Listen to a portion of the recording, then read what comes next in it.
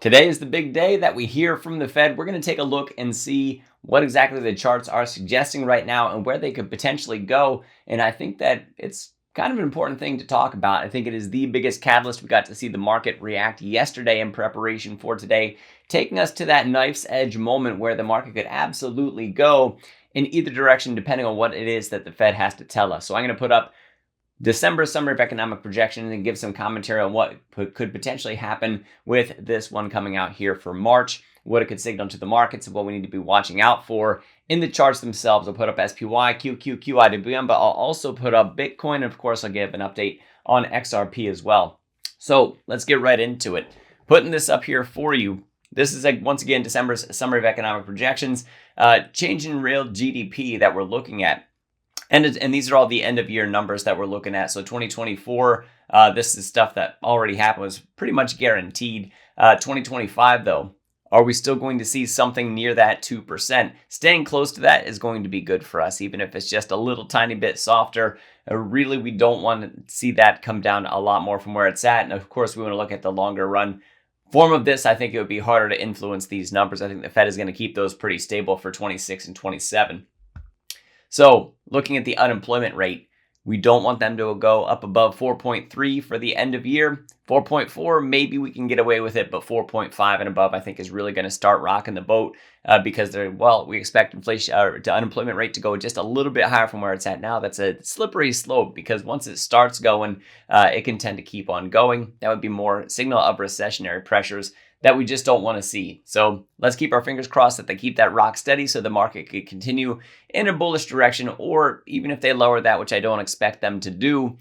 But just, keep an eye on that unemployment rate. PCE inflation, 2.5%. We'll see if they respond to all the tariff talk that we got, that they think that the tariffs are going to push that number up. So pushing up the inflation could be downward pressure on the markets. So we want to be watching for that as well. And then finally, core PCE inflation also tied into that. Down here, the federal funds rate.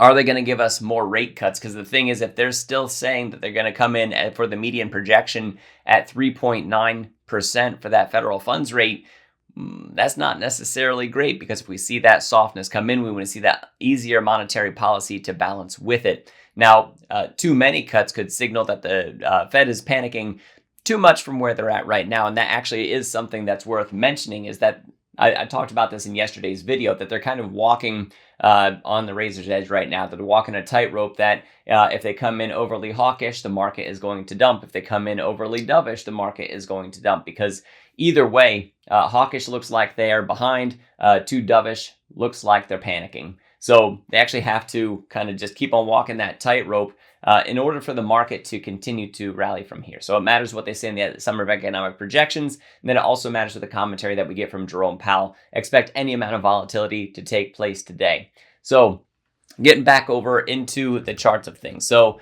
for the Summer of Economic Projections, we want to watch and see, are we getting just a little bit more softness, that they say, okay, well, we have enough information to say that it's really time to start pulling back on that federal funds rate and to slow the quantitative tightening even more, or even put a pause in the quantitative tightening to digest what's happening. I think that could actually be potentially bullish for us. If we get a sort of dovish cautionary Fed, could be pretty good. Now, mind you, it's all up to what the market makes of it. And so being highly nuanced like it is, I can't pretend to know all of it, but I do think that this is still a fairly good take. Let's go over to the charts for this. So we'll put up SPY, and this is the weekly chart that we're looking at, because I think this is the view that really tells the story that we're talking about. The RSI right now is in bearish territory. We broke down through the 50-week, and then we just got rejected off the 50-week.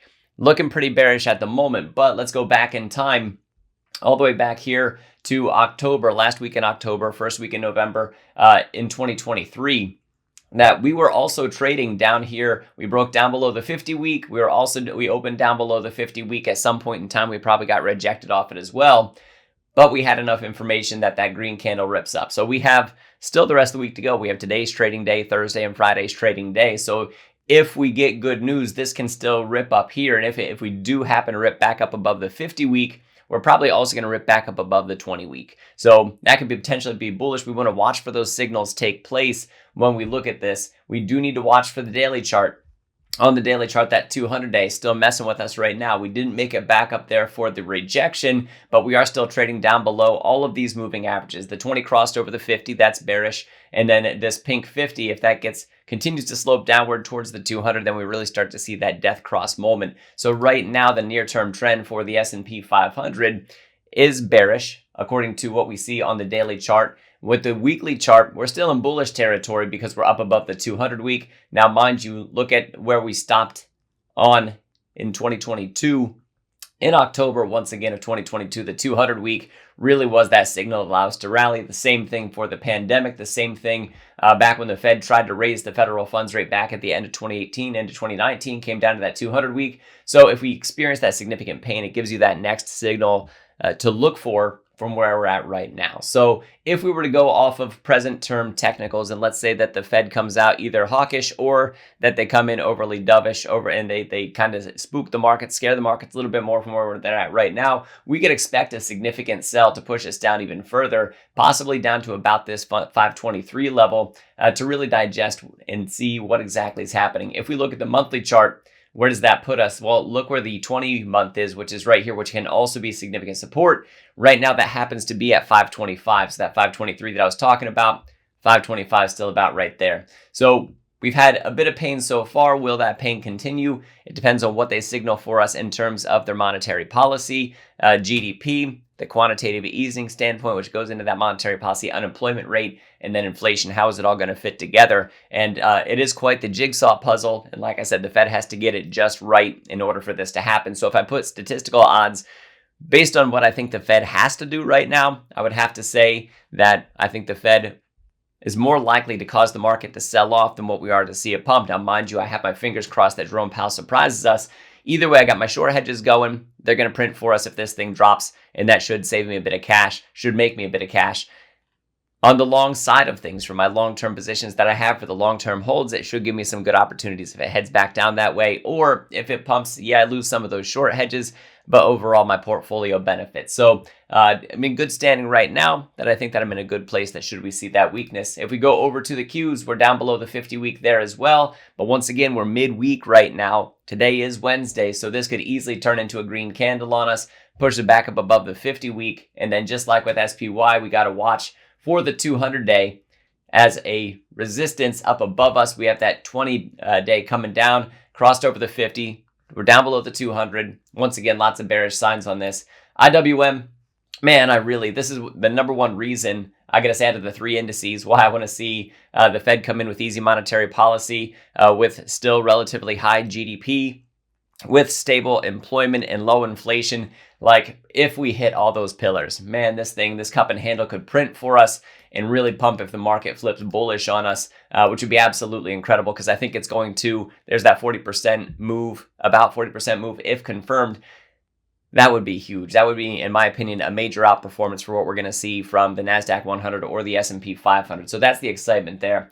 Just to stop by TLT real quick.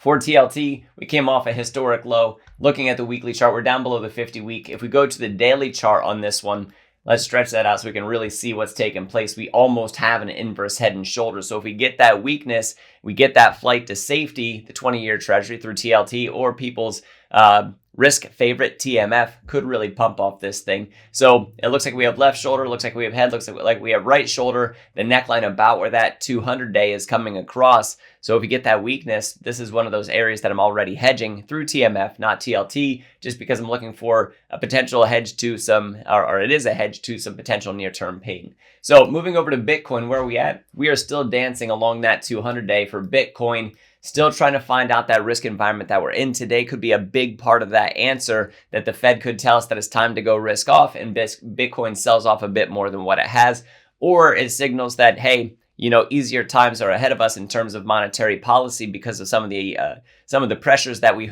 could have potentially. And if that is the case, the market could take that, at least in the near term, as a moment to rally. We break back up over the 200-day, over the 20-day. That 50 is also up here, giving us a little bit of annoyance at the moment. But we want to see that rally. I think long-term Bitcoin goes a lot higher than it is right now, easily over doubling what it's at as you start to look out years ahead of time. If we move over to XRP, what do we see? Well, head and shoulders pattern still potentially there. We still have that price target at 54 cents. Now, about that price target, I've said this in my previous videos. I don't think we get down there. I think there's too much strength. I think there's too much momentum, too much excitement, too much potential for hitting the ETF version of it, too much buying pressure that comes in. I don't think that we see that 54 cents come out. If we do, you can bet that a lot of the risk assets in the overall market would be experiencing significant pain, but it would also set up one of the biggest buying opportunities that you would have in crypto, even outperforming what we're going to see with Bitcoin, at least out of the large crypto coins, cryptocurrencies that are out there. XRP, I already think it's one that can outperform. And I think that should the worst happen and the market sell off, and that's what I think it would take a very broad sell off in order to make it happen, that it would set up that next incredible opportunity that's going to make the world's next millionaires come out of it. And, for the large holders of XRP, that could be also one of those times where fortunes are made out of stuff like that. So I got to say, in terms of experiencing that near-term pain, I will say whatever pain we experience, it's going to be temporary. As you expand that time horizon out long enough, the question is, will we see that pain? And if so, for how long? When do we watch those technical indicators, those moving averages on the longer time period charts? Those are the things that you really want to pay attention to, because that's going to signal times when you're going to find either bounces or where that pain's going to end, that you finally get that signal that says, hey, it's time. Let's start to turn things around. Yeah, you got to watch the economic reports too.